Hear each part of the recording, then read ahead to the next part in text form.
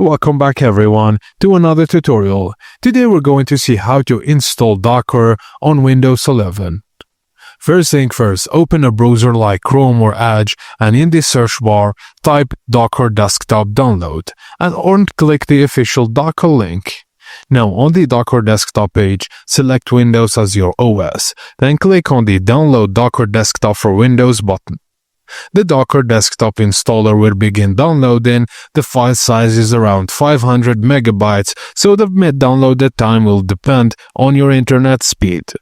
Now locate the downloaded exe file in your Downloads folder and double-click to run it. Accept the Docker subscription service agreement by clicking Continue, and the installer will begin extracting copying files.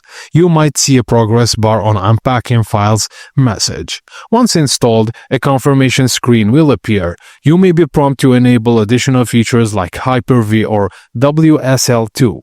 To enable it, which is required by Docker, restart your computer when prompted. If WSL2 is not installed, Docker will guide you through the installation. And done, Docker Desktop is installed. You can now launch Docker Desktop from the Start menu and verify installation by running Docker version in command prompt or terminal.